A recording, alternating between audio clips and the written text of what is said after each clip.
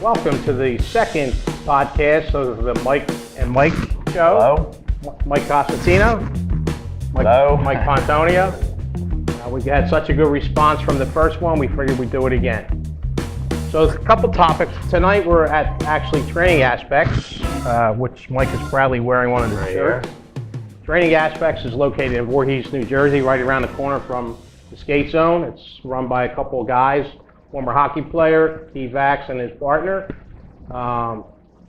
Very gracious for us to come here to do it, and we're going to talk to Keen a little bit, tell you about what he does and how he helps hockey players with their strength and conditioning. First thing we wanted to touch on was the playoffs, Mike. Yes, playoffs. Tier 1 is right now. Tomorrow we got the finals. Tier 1 playoffs tomorrow night is the finals. You have Cherokee High School versus Eastern High School. It's going to be a very good game. It's the same matchup as last year. Last year, Eastern won the whole thing, and this year they're looking to repeat, but with a strong Cherokee team this year. It's going to be tough. They got a really good squad this year. Cherokee's got an uphill battle, though, because they've already lost one game in the tournament. Yes. So they have to win 2 games in order to become the champion. Yes. So Eastern is in the driver's seat right now. They could win it tomorrow night. If they do lose, then will be a game on Monday, is this? Yeah, no, Friday. Next Friday? Yes. Okay. Yeah. Now, the Tier 2 championship, that's in, is that next week as well? Tier 2 championship, referring to the Division 2 Pure championship. That one, that is, I think that's the 8th, March 8th. Monday. Okay. That'll be a Monday. They're all scattered around this year, so I don't have the exact dates in front of me. But that's also going to be a good one. We have some good teams down there that are competing as well. Kingsway and Williamstown right now, who seems to be hot. They're in the winner's bracket. Williamstown, who only won 3 games all year, has won 3 games in the tournament. It's hard to believe. So anything can happen. Yeah. You never know. You get hot at the right time. Right. We don't want to forget about Egg Harbor Township either. There's another team that's that played very well. I want to count them out. Yeah, they're great squad. Now, one thing that did come up, a couple questions on the site about the overtime rules. When we had that Eastern and Cherokee, was it Eastern and Cherokee? Right, Eastern and Cherokee. Where they went through the whole... No, it's actually Eastern and Morristown. Morristown. Yeah. They went through the whole bench. Right. It came down to the 15th shooter. Right. What happened in that game was we went in overtime. The first overtime, 5-on-5 for 5 minutes, and the second overtime is 4-on-4 for 5 minutes. And then what we do is we go right into a shootout. You have to pick your first 5 shooters, and once you exhaust them, you have to go to your next 5. You can't use the same shooters. You have to go through your whole bench. Well, what happened was the very last shooter from Eastern scored the goal to win that game. It was a great game. It was exciting. Great game. But we're talking about next year, instead of going right to the shootout, we used to do it years ago. And going right from 4-on-4, we like to go right to 3-on-3 for 5 minutes. It's something we want to discuss for next year. Yeah, I think that would definitely add more excitement, and I think the game would probably end quicker. I mean, we had a lot of overtimes this year. We did. We had 2 at Tier 1, 2 down to Tier. We had a bunch of them this year. Well, we went through like 30 shooters. I mean, he was number 30 in the shootout. It was crazy. Yes, it was great. I scored that guy. It was unbelievable. The last man standing, and it was pretty exciting. One other thing that came up on the website was, and I know that it's not possible, but where they have a combined championship, where the Tier 1 champ will play the Tier 2 champ, and you have an overall champ. You tell everybody why that really doesn't... The reason why we don't do that, we're trying to promote the pure leagues. We're trying to get the high schools to be pure like it used to be years ago. All the teams had to be pure in order to enter the league. And what happened was in 2010, we started losing numbers, and numbers started going down. And schools like Cherokee Eastern didn't have enough players to field for a team. So what we did was we let schools combine. Excuse me. So what happened was, because of the schools combining, the goal was to become pure again. So right now you got Eastern, who became pure again, and we got a few other schools that became pure. So now the whole thing is, if we don't let Tier 1 and Tier 2 play in a championship, because what happens, we're trying to promote that purity, because to be honest with you, I think it's got, the pure divisions have a lot more to lose than the Tier 2 divisions. I mean, the Tier 2 divisions are schools, combined schools or combined towns. They got, some of the schools down there have 3 or 4 high schools. And they're getting a draw from 3 or 4 high schools and they're playing a tier 1. It's a pure team. It's just not, to me, it's not a fair matchup. It's almost like an all-star team playing a Right, regular exactly. team. So which And, doesn't. and another goal is we want to encourage teams to become pure, because there's some teams that I feel that can be pure that just rather sit down and be an impure team. I mean, this is high school hockey, and it's one thing. I don't want it to become an in-house league. I want it to stay as a high school league. Right. Well, hopefully that answers some of the questions that came up on the site. Why don't we take a break, and when we come back, we'll be joined by Key, one of the owners here at Training Aspects. Okay, and we're back here with Key Vax, who is one of the owners of Training Aspects. Key, why don't you tell us about yourself, how you got started? And I know you used to play for Cherry Hill East, correct? Yeah, I played for Cherry Hill East when it was a much tougher division. We played for Cherry Hill East from 2003 to 2005. Got to play against Eastern when they were a powerhouse. That was great. They were the days. Scored on Myers. That was a big. Oh yeah, that's big. You score on Myers, So the one that's goal you huge. scored was against Danny Myers? Actually, Yeah, I scored a lot that's- more than one goal. Okay. That's huge. Just kidding. So played my whole life. Played AAA. Went up to tryouts for USHL, and that was kind of the end of it there. And then started building Training Aspects since about 2007, and here we are today. So what made you get into training and conditioning? Being a hockey player through my whole life, I trained on my friends during the summers from when I was like 10 years old to the whole thing, and at some point just realized that it's a passion for me. I love it. I want to truly help players get to the next level. South Jersey has so many. There's so much sound in this area. There's so much passion in this area. Right. And it's a shame that we don't have more than we do. So I think it's great that coming on to kind of working with you guys. I'd love to kind of help the players get to the next level. Right. you have any players, Mike? Yeah, I have players that come up here that work out. What do you train them? What do you work on when they come up here? So one of the biggest things that I see in most programs is they focus on training muscles. We try to focus on training movement. Hockey is movement based. You can be strong here, there, whatever. The biggest part is making sure that you have straight power. Right? So all our training programs specifically, they focus in on making sure that you have the ability to transition properly. Right. And coming back to what we were saying. Right. So it's one of the things I see with a lot of players is not having the ability to transfer weight properly. So we try to focus in on the left side, the right side, and put it all together.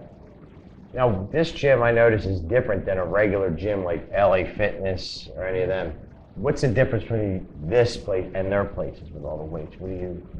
So we like to tailor our program specifically to the player that comes in or the person that comes in. So necessarily you don't need all them weights and the machines and all the training and all. Yeah, so one of the biggest things for us is a lot of people that come through, a lot of times after the first couple sessions, just by doing those mobility exercises, opening up, so specifically for hockey players, opening up the ankle mobility, getting rid of hockey butt or the anterior pelvic tilt, which is basically just the hips coming up. So just by fixing that, you just increase the amount of power you can get out of your stride to get that full range of motion. And at the same time, when coaches tell you to get lower, this usually ends up happening when really, if you take a look at my ankles, which you can't really see, but your ankles are dropping down. So you want to make sure that you have the ability to dorsiflex your ankle. Right. Do you teach kids how to shoot the puck? Because I know I go to a lot of games And they hit nothing. and they missed the never net. shoot the puck Oh, or they that's- miss the net. I see you have a net here. I mean, what is the purpose of this particular So area? we have synthetic ice. This room specifically is for our synthetic ice training. So what we do is we try to focus on the strength conditioning. We start out in the other room, so we do the Right. so all the stuff from plyometrics to kettlebells to the power exercises, the movement exercises, and then we'll transfer it over to the hockey room, and this is where we're trying to do it on skates. So if you're doing a pistol squat to squat jumps to your ability to kind of transfer your weight properly. Right. Can you get the surface on this part? The surface, and this surface is actually almost, you put your skates on it, you can actually skate on it. It's similar to ice, so this is great for hockey players, and like he was saying, they have options to shoot on the net here. I've never skated on one like this before, but it's interesting. So how many players do you think you have coming from the South Jersey League that work out with you approximately? A range. There's a range of players that are here. I think we're about 25 players. So different, various teams or mostly? Various teams, various ranges, various age groups. We have a couple players that are 7th graders, up to college kids that come through during the summer. College kids as well. That's great. Yeah. So what kind of advertising do you do for like hockey players to come here? I mean, I know you have a website, right? Yep. Trainingaspects.com. Yep. Do you promote, do you work specifically with hockey players on the site? Yeah, so we have that. For us in general, I mean, hockey's my passion, so Right. that's really what I love to. That's who I love to work with. I can relate the most. I try to not only when I'm out at games, it's understanding what's the player's weakness on the ice as well as strength, Right. so that I get a bunch of different assessments in here. So we do movement assessments, we do fitness assessments, we do a number of different assessments. When you see the player on the ice, it really helps out. Our advertisement, honestly, we try to give out as much information as possible. Right. What I truly believe is you have to find someone to work with who you have confidence that is going to get you to that next level. So Right. you can have the cheapest price, the most expensive price, but the bottom line comes down to, do you have the chemistry with the person that is taking you to success? Now it's not just ice hockey. He trains other sports as well. As I noticed coming in here, you had women in here that were working. What do they play? What sports do they Lacrosse.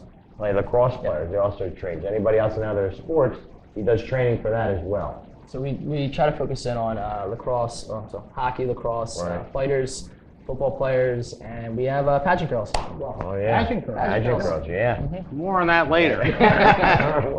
So how long would you say does a typical session, or does it take you to take a player of average skill and strength and then get him to the level that you want him to be at? How long does that usually take? Or is there Depending on what level player we're talking about, I tell people I need at least 3 months to get some kind of foundation for you, because you have to have that foundation. So once we get the foundation, 6 months is where you start really seeing the results, and then players that want to really take it to that whole new level, it's usually an ongoing You have to go through an evaluation period Yeah. with the players. 100%. So we have to understand who we're working with, because there's no Right. cookie cutter program to it. So why don't you tell us what that evaluation period is? Sure. So, the first session specifically. So, our first session is always on the house because, like I said earlier, you have to make sure that you feel comfortable with the person that you're working with. So, we'll take you through the assessment, take you through. So, we want to get an idea of what's going on with you from your ankles to your knees, your hips, straight up the chain. We want to go into some of the fitness assessment portion. So, from just basic body movements like push-ups, and it's funny, some of the best hockey players can't do a push-up properly. Really? Pull-ups, push-ups, and pistol squats are 3 big exercises that I want to see out of a hockey player.